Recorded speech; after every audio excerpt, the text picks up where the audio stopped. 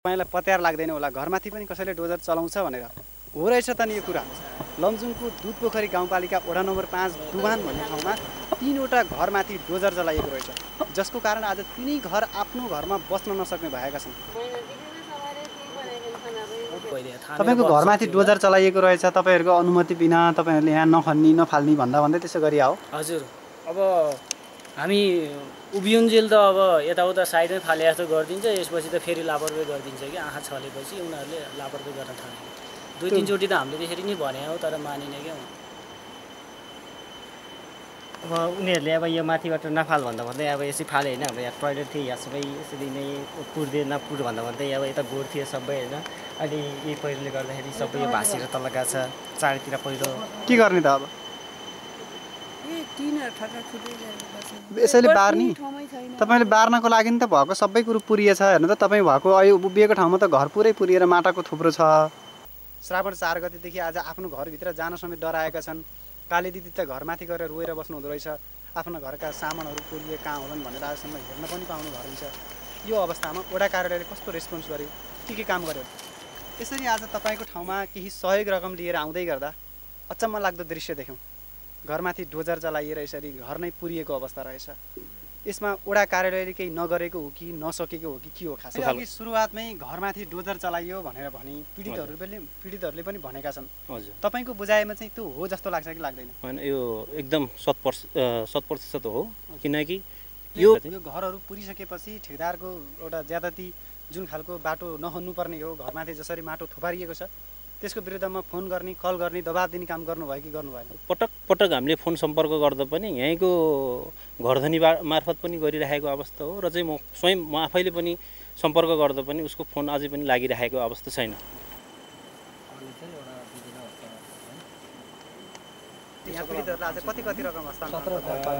हामीले करिब हामीसँग दुवाका तर्फबाट साथीहरूले सङ्कलन गरेको रकम 68,024 रुपियाँ आएको थियो।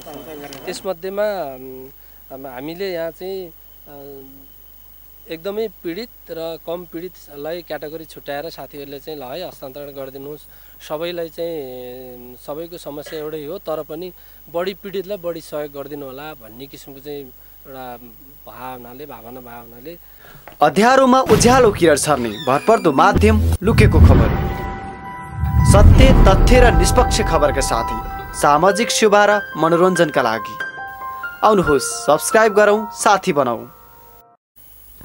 दर्शकबिन नमस्कार, लुकेको खबरमा तपाईँलाई हार्दिक स्वागत छ। आजको यो बसाइमा मैले तपाईँहरूलाई केही घरमाथि डोजर चलाइएको रहेछ। तपाईँलाई पत्यार लाग्दैन होला घरमाथि पनि कसैले डोजर चलाउँछ भनेर। हो रहेछ त नि यो कुरा। लमजुङको दुधपोखरी गाउँपालिका वडा नम्बर 5 दुवान भन्ने ठाउँमा 3वटा घरमाथि डोजर चलाइएको रहेछ, जसको कारण आज तिनै घर आफ्नो घरमा बस्न नसक्ने भएका छन्। श्रावण 4 गते त्यही डोजर चलाइएको ठाउँमा सबै थुप्रिएको माटो, घरमाथि जुन माटो थुपारिएको थियो त्यो माटो थुप्रिएर घर पुरै पुरिएका छन्।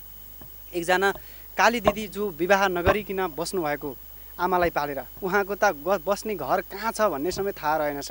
अहिले बेला बेलामा त्यो घरमा जुन घर पुरियो नि त्यो घरमाथि गएर टोलाएर बस्नुहुन्छ। थोरै कुरा उहाँसँग गरौँ, त्यसपछि अझ धेरै पीडा देखाउनेछु म तपाईँलाई। तपाईँको घर चाहिँ कहाँ हो दिदी, कुन ठाउँमा छ?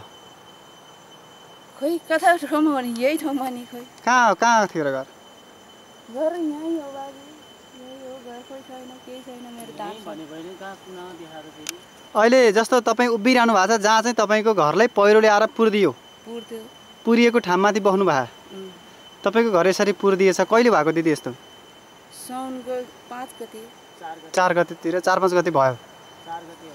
त्यसपछि अहिले कहाँ बस्नु भएको दिदी? ऊ अर्को पालीतिर बसिरहेको। तपाईँको परिवारमा को हुनुहुन्छ नि?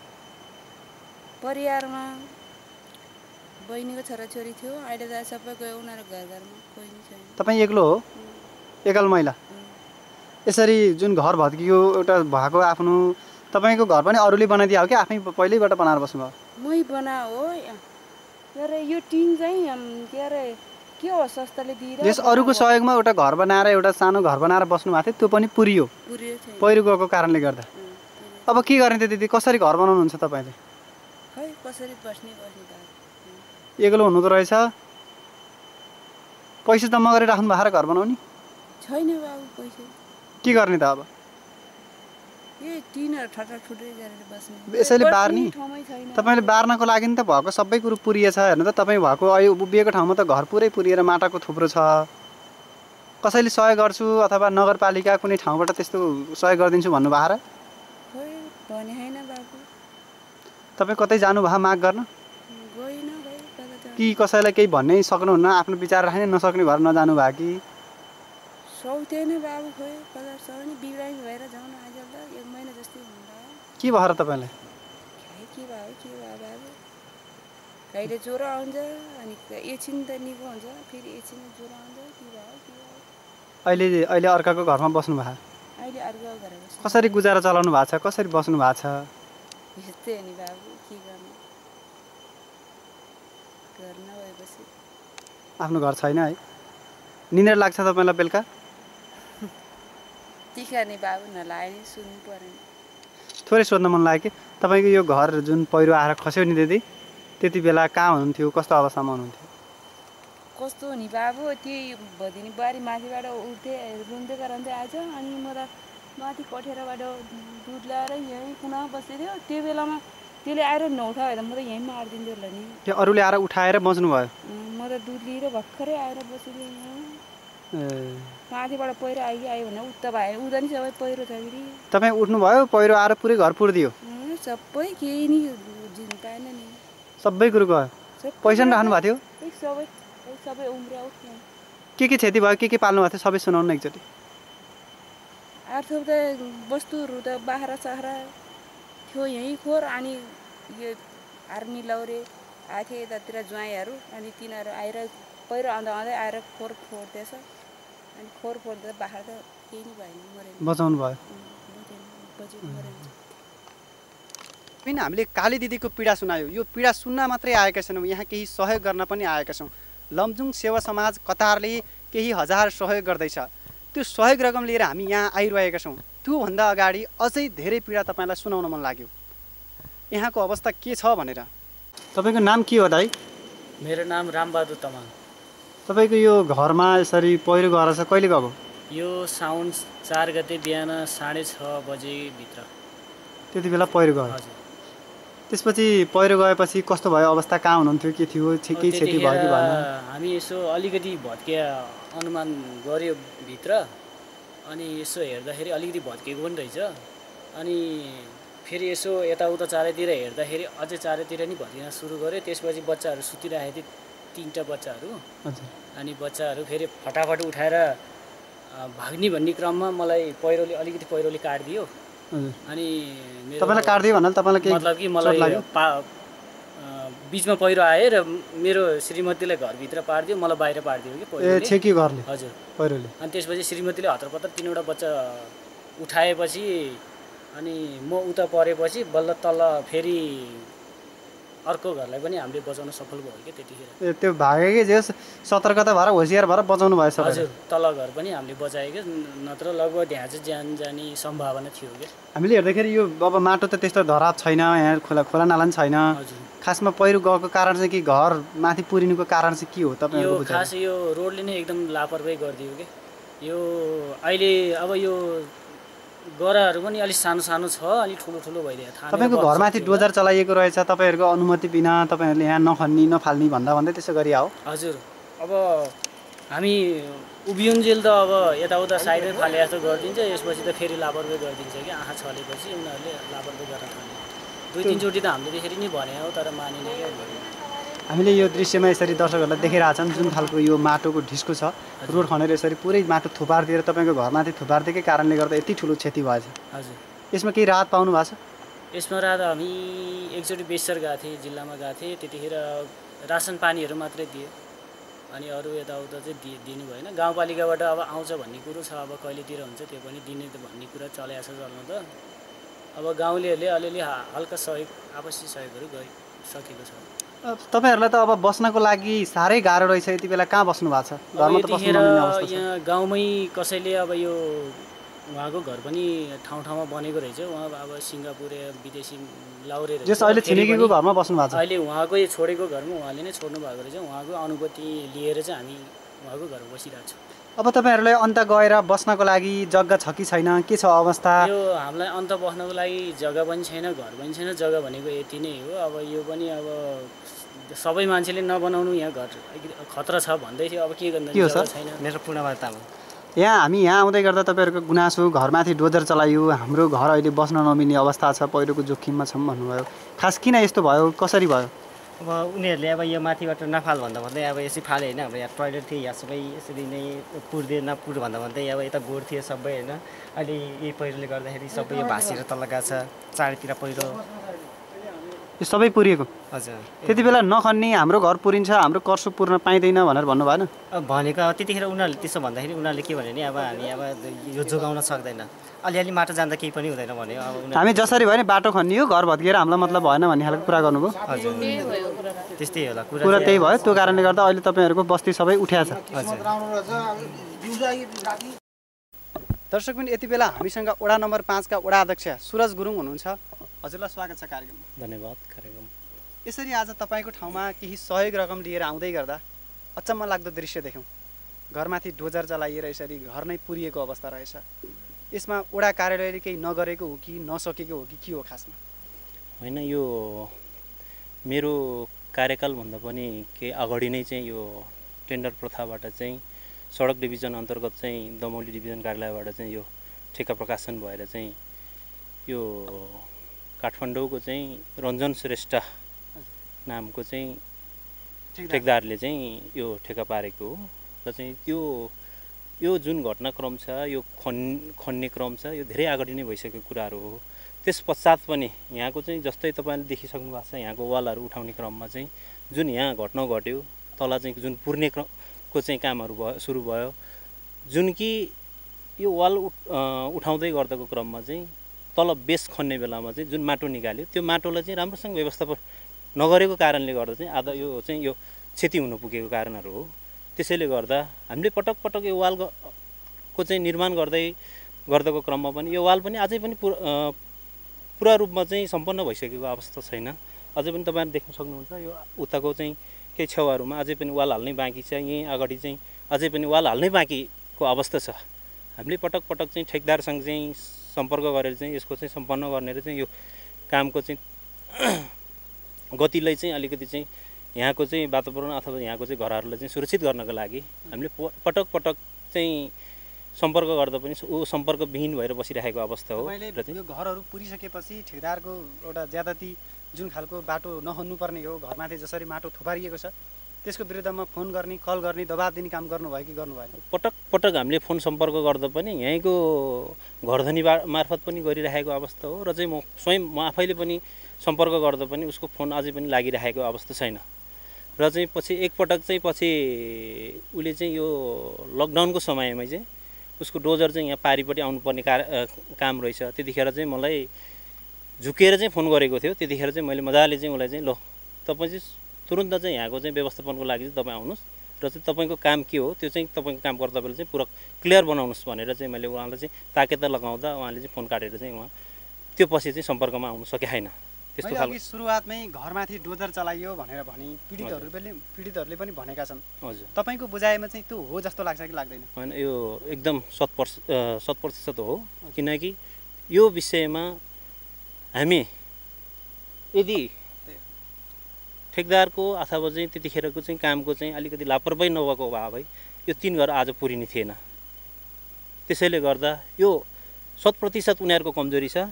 त्यसको लागि चाहिँ सम्बन्धित निकायबाट पनि हामी पनि पहल गरिरहेको अवस्था छौँ। र चाहिँ पालिकाले पनि पटक पटक चाहिँ यो ठेक्काको विषयमा चाहिँ डिभिजन कार्यालयमा पनि दबाब दिइरहेको अवस्था हो। तर पनि अहिलेसम्म पनि के कारण हो बुझ्नु सकेका छैन। तर पनि अहिलेसम्म यो काम सम्पन्न हुन सकेको अवस्था छैन। ऊ अझै पनि फरार अवस्थामै चाहिँ अहिलेसम्म यहाँ अहिले पनि ऊ कहिले पनि देखेको अवस्था छैन। अहिलेसम्म हामीले बुझिरहेका छौँ। यहाँको स्थानीयहरूसँग पनि तपाईँले चाहिँ म त पटक पटक आउनलाई चाहिँ असहज होला। तर पनि स्थानीय त यहीँको चाहिँ वासीहरू त यहीँ चाहिँ सधैँ चाहिँ यहीँ बसिराख्ने अवस्था हो। उहाँहरूलाई पनि सोध्न सक्नुहुन्छ। तर पनि कहिले पनि ठेकदार यहाँ साइडमा आएर चाहिँ कहिले पनि उनीहरूलाई त्यस्तो खालको चाहिँ आश्वासन अथवा चाहिँ केही अहिलेसम्म पाएको चाहिँ दिएको चाहिँ सुनेको वडाको छैन। वडा अध्यक्ष हुनुहुन्छ। हजुर। तार्कुघाट बोरङ खोलादेखि बिचौरसम्मको जुन सडक खण्ड छ हजुर यो विकास स्तर उन्नति गर्ने भनेर जुन खालका ठेक्का दियो काम भएको रहेनछ, ठेकदारले राम्रोसँग गरेको रहेनछ भन्ने कुरा त हामीलाई थाहा भयो। हजुर यो 3 घर मात्रै हो पीडामा भएका कि यो वडामा यो बाटोकै कारणले गर्दा बाटो खन्दा विकास निर्माणका काम गर्दा ध्यान नदिएको कारणले क्षति भएका घरहरू अरू पनि छन् यो वडामा? यो वडामा धेरै छन्, यहाँ मात्रै यो 3 घर मात्रै होइन, उतापट्टि अलि यही ठाउँबाट पनि अलिकति थोरै उता मात्रै पनि धेरै घरहरू चाहिँ एकदम जोखिम अवस्थामा छ। कारण बाटोकै कारणले हो। घर नजिकै चाहिँ बाटो खनेर चाहिँ लाँदै गर्दा धेरै घरहरू चाहिँ थर्किने, त्यत्रो हेभी इक्विपमेन्टहरू चाहिँ प्रयोग गर्दै गर्दा घरहरू चाहिँ यो भाइब्रेसनले पनि थर्किने यस्तो खालको चाहिँ अवस्थाहरू छ। त्यसले गर्दा चाहिँ धेरै प्रभाव छ यो।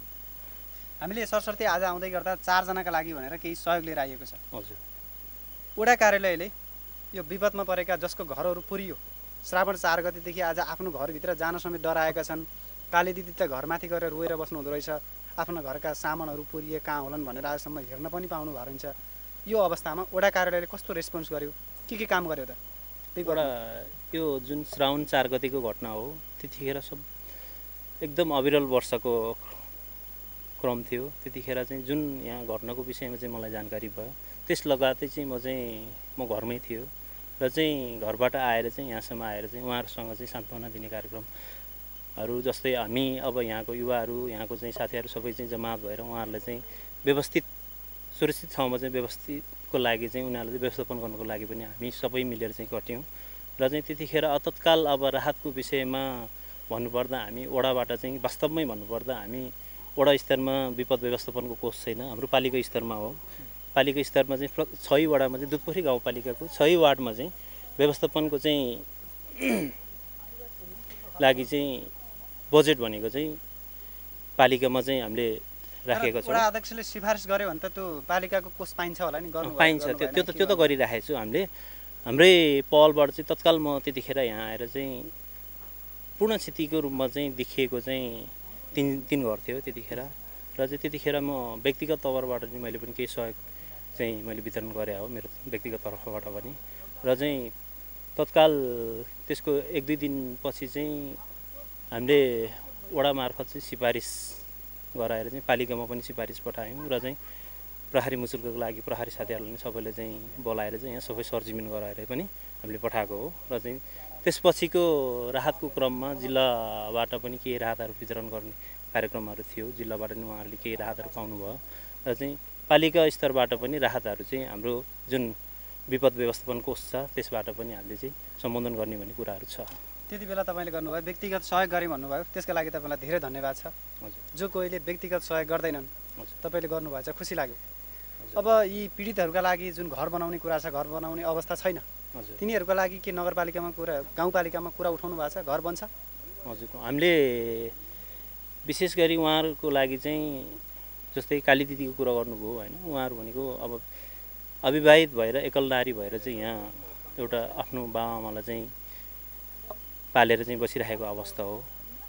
उहाँ एकल महिला भएर पनि यत्रो चाहिँ उहाँहरूको योभन्दा बाहेक अन्त कहीँ पनि जग्गा भएको पनि हामीले बुझेको छ भन्ने चाहिँ हामीले थाहा पाएको छैन अहिलेसम्म। यहाँ सबैसँग बुझ्दा उहाँ स्वयं आफैले पनि भनिराखेको अवस्था हो। त्यसैले हामीले उहाँहरूको लागि चाहिँ विशेष गरी चाहिँ सुरक्षित ठाउँमा चाहिँ बसोबासको लागि चाहिँ हामीले बस्ती नै चाहिँ गराउने हो कि भन्ने, यो 3 घरको लागि चाहिँ भन्ने सोच चाहिँ हामीले बनाइराखेको अवस्था छ। हुन्छ, हामी धेरै कुरा भन्दा पनि अब समाधानतिर जानुपर्ने हुन्छ। हजुर तपाईँको कार्यकालभित्र छोटो समयमै हजुर यी बस्ती, यी पीडितहरूका लागि फेरि यही ठाउँमै घर बनाइयो भनेको सुन्न नपरोस्, सुरक्षित ठाउँमा लगेर घर बनाइएको समाचार दिन पाइयोस्, जानकारी दिन पाइयोस्।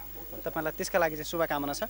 सँगै हामी तपाईँहरूलाई झकझकाउन मात्रै, समस्या देखाउन मात्रै आएका छैनौँ, यहाँ केही सहयोग गर्न पनि आएका छौँ। एकदम हजुर। आउनुहोस्, थोरै सहयोगी मनहरूले कहाँबाट कति पठाउनु भयो, कसरी आयो, त्यो विषयमा हाम्रो दर्शकहरूलाई जानकारी गरौँ। हस्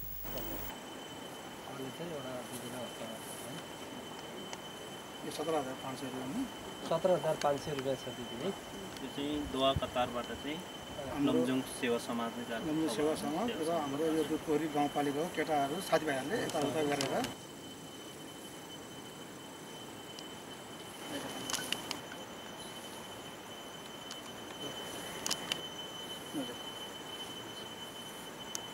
लमजुङ सेवा समाज दुह कतारले जुन खालको यसरी यहाँ यो पीडितहरूका लागि भनेर सहयोग गर्यो, जो तपाईँ आफै पनि द्वितीय उपाध्यक्ष हुनुहुँदो रहेछ, यति बेला नेपाल आएको अवसरमा यहाँ सहयोग गर्नुभयो, कसरी सहयोग उठेर सहयोग गर्नुभयो? यहाँ हामी प्रवासमा छौँ। म यो करिब 6-7 महिना अगाडि एउटा विशेष कामले म नेपाल 1 महिना बिदामा आएको थिएँ। त्यति बेला आए पछाडि फर्किने बेलामा जब लकडाउन सुरु भयो म जान सकिनँ। त्यहाँ दुह कतारमा रहेर दिनरात आफ्नो कर्ममा व्यस्त साथीहरू, शुक्रबारको दिन महिनामा हप्ताको 1 दिन शुक्रबार छुट्टी हुन्छ, त्यस दिनलाई चाहिँ सबै साथीहरू जो लमजुङबाट दुह कतारमा गएर आफ्नो पसिना बगाइरहेका छन्, आफ्नो कार्यव्यस्तताको बावजुद पनि आफ्नो घर गाउँको समस्याहरू, गाउँघरमा घटेका विविध घटनाहरूको बारेमा एउटा दुखेसो पोख्ने कार्य भइरहन्छ, एक आपसमा साटासाट हुने कार्य भइरहन्छ। हामी त्यहाँ जम्मा हुन्छौँ र घर गाउँमा, घर देशमा के भइरहेछ, हामीले त्यहाँ के कस्ता सहयोगहरू गर्न सकिन्छ, कसरी हामी चाहिँ घर गाउँलाई चाहिँ सहयोग गर्ने भनेर हामी हरेक समय छलफलको प्रक्रियाहरू हुन्छ। त्यसै सन्दर्भसँगै विगत 2005 देखि दुह कतारमा लमजुङ सेवा समाजले एउटा तीव्रताको रूपमा काम गरिरहेको अवस्था हो।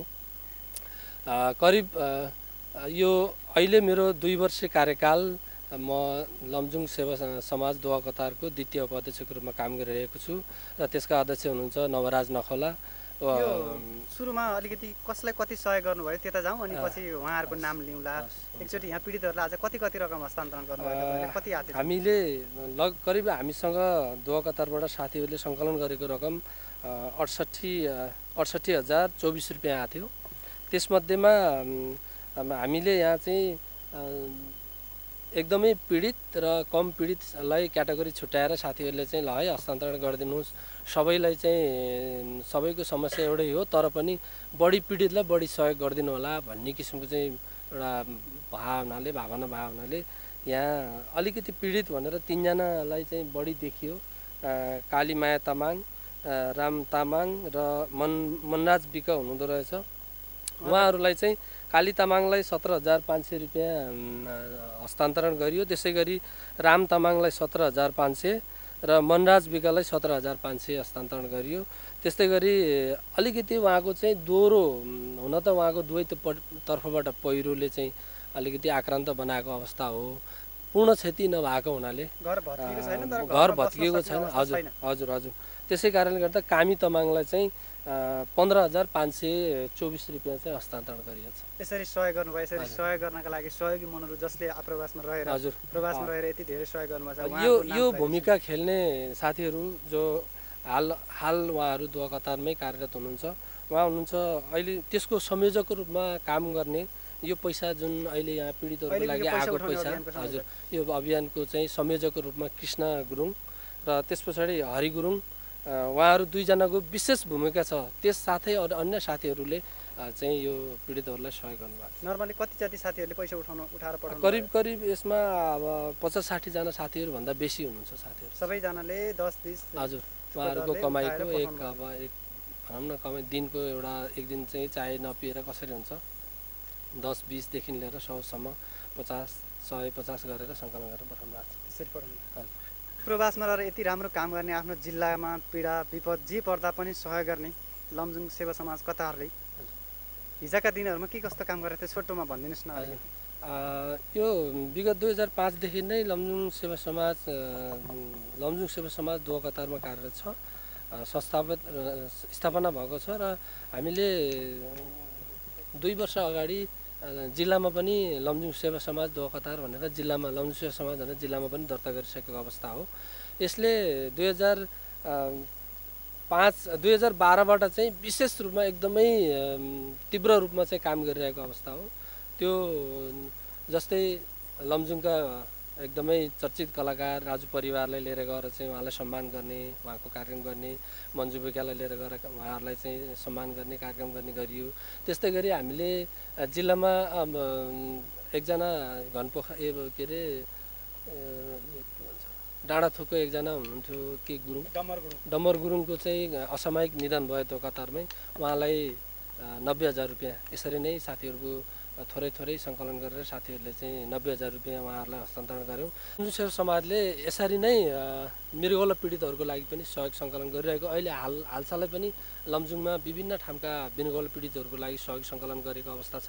त्यस्तै गरेर यो चिती गाविसका एकजना नानी पनि त्यस्तै यो क्यान्सर पीडित थियो, उहाँको लागि पनि सहयोग सङ्कलन गरेको छ। त्यस्तै गरी यो धिमिरेमा अस्ति नै दुर्घटना भएर के लोहनी के उहाँको लागि पनि केही सहयोग चाहिँ पठाएको अवस्था हो।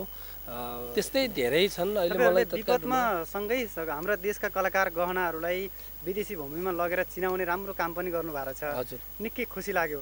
आज तपाईँ यो ठाउँमा जुन सहयोग लिएर आउनु भएको छ नि, यसका लागि चाहिँ तपाईँलाई कसले पहल गरिदियो, कसले गाइडलाइन गरिदियो यहाँसम्म आउनका लागि? मलाई यसको लागि तपाईँलाई यो प्रश्न सोध्नुभयो, धन्यवाद। म बोरङखोला भन्ने नाम चाहिँ सुनेको थिएँ, त्यहाँसम्म चाहिँ आएको पनि छु। त्योभन्दा अगाडि यो ठाउँमा आउनलाई दाइले के भन्नुभएको थियो नि, एकजना दाइ हुनुहुन्छ, दाइले नजिक आउनु, उहाँ दाइ हुनुहुन्छ तसबहादुर गुरुङ दाइ हुनुहुन्छ। उहाँले नै मलाई गाइडलाइन गर्नुभएको हो। उहाँले चाहिँ बोरङखोलाबाट हामी आधा घन्टा हिँड्नुपर्छ होला भन्नुभएको थियो, तर हामीलाई चाहिँ सवारी साधनले यहीँ गाउँसम्मै ल्याउनलाई चाहिँ सहयोग गर्यो। उहाँ नै हुनुहुन्छ तसबहादुर गुरुङ, लमजुङ सेवा समाजको चाहिँ उहाँ सदस्य हुनुहुन्छ। अहिले आज त संयोजकै भएर काम गरिदिनु भयो। के भन्न मन लाग्छ तपाईँलाई? हजुर, के भन्न मन लाग्छ? भन्न मन त धेरै छ, अब मनमा आउँदैन, मुखमा आउँदैन है। म त अब धन्यवाद, यसरी राम्रो एउटा काम गरिदिनु भयो, सपोर्ट गर्नुभयो होइन। यो त के भन्दाखेरि आफ्नो गाउँ हो। अब थाहा पाएर हुन्छ ठाउँ छ होइन साथीहरूले।